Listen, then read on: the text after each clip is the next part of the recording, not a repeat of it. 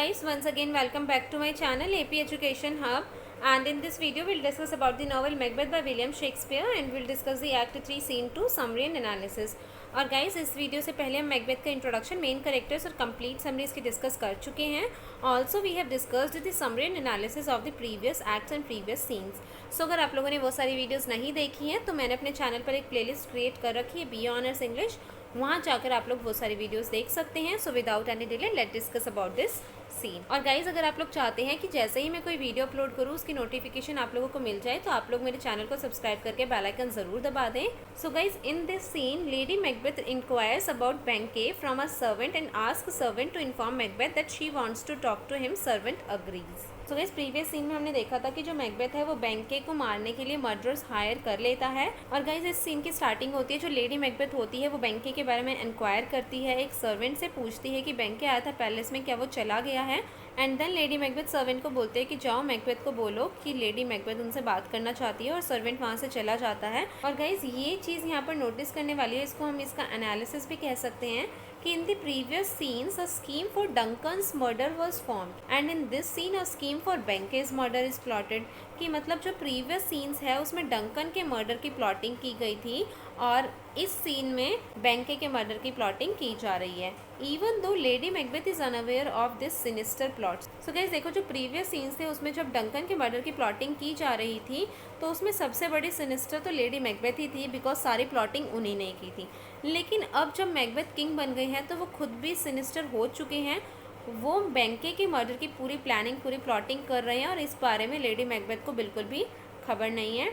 और गाइस जो सर्वेंट है वो मैकबेथ को बता देता है कि लेडी मैकबेथ उनसे मिलना चाहती है। And then Macbeth enters the scene and lady Macbeth asks him why he is so gloomy and ask him to be little jaunty. So guys यहाँ पर मैकबेथ एंटर करते हैं सीन में और लेडी मैकबेथ उनसे पूछती है कि वो इतना ज़्यादा ग्लूमी, इतना ज़्यादा सैड से क्यों है, और उन्हें बोलती है कि थोड़ा जॉन्टी रहो, कि मतलब थोड़ा चीयरफुल रहो, खुश रहो, इतने ज़्यादा सैड मत बनकर रहो। And she ask him to be bright and jovial among the guest during the banquet. और क्या बोलती है लेडी मैकबेथ मैकबेथ को कि जब गेस्ट्स आएंगे उनके सामने थोड़ा ब्राइट, थोड़े चीयरफुल रहना, जोवियल रहना, उनसे मिलजुल कर बात करना, अच्छे से जो हम आज बैंकेट कर रहे हैं उसको सेलिब्रेट करना, खुश रहना मतलब गेस्ट के सामने।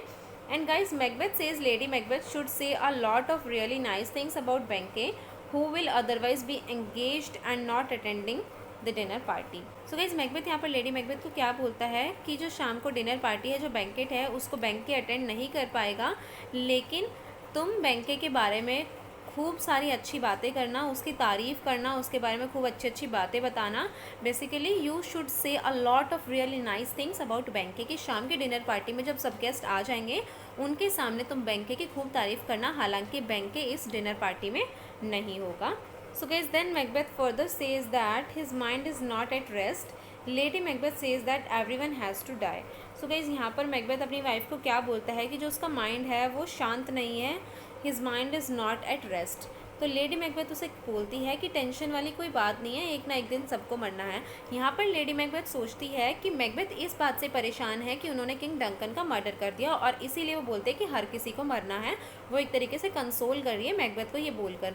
लेकिन जो मैकबेथ है वो इस बात से परेशान नहीं है कि उन्होंने किंग डंकन का मर्डर कर दिया, वो इस बात से परेशान है कि विचेस की जो बची हुई प्रोफेसी है कि जो बैंके के डिसेंडेंट्स हैं वो किंग बनेंगे, कहीं ये ना फुलफिल हो जाए।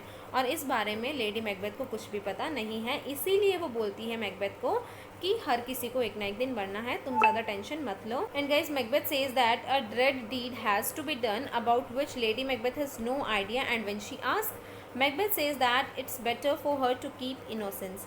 सो गाइस मैकबेथ क्या बोलता है यहाँ पर कि एक ड्रेडफुल थिंग, कि मतलब बहुत बुरा होने वाला है जिसके बारे में लेडी मैकबेथ को कुछ भी पता नहीं है। Lady Macbeth has no idea.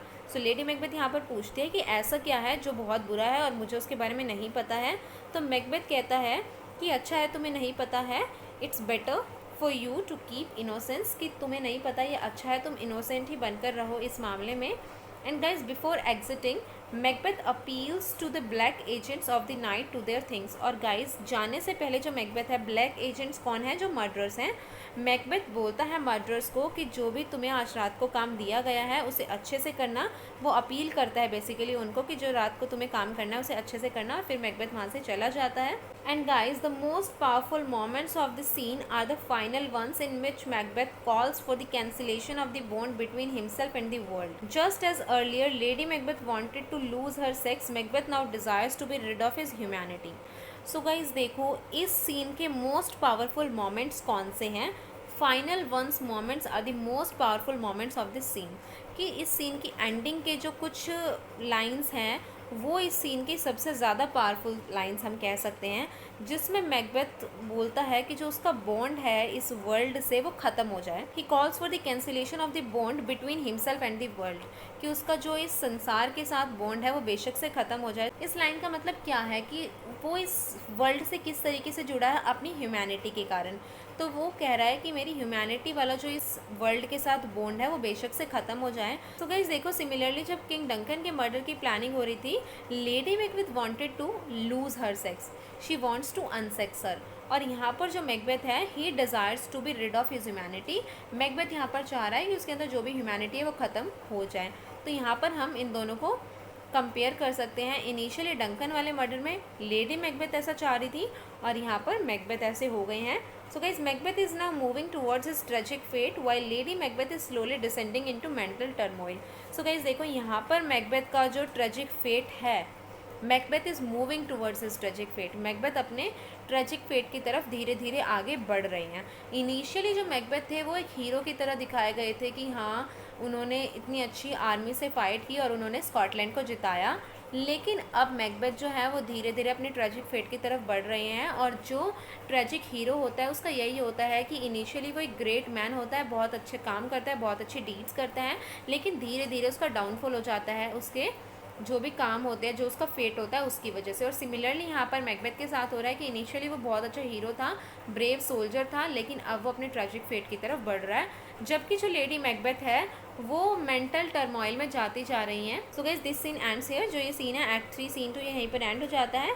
और आई होप आपको ये समझ आ गया होगा। आपको कोई डाउट है तो आप लोग मुझसे कमेंट बॉक्स, इंस्टाग्राम या मेरे फेसबुक पेज पर कांटेक्ट कर सकते हैं। मैं लिंक दे दूँगी डिस्क्रिप्शन बॉक्स में। सो आप लोग मुझे इंस्टाग्राम और फेसबुक पेज पर फॉलो कर ले। और वीडियो पसंद आई हो तो वीडियो को लाइक करें, कमेंट करके बताएं कैसी लगी, अपनी फ्रेंड्स के साथ शेयर करें और मेरे चैनल को सब्सक्राइब करके बेल आइकन ज़रूर दबा दें। मिलते हैं नेक्स्ट वीडियो में। Thank you.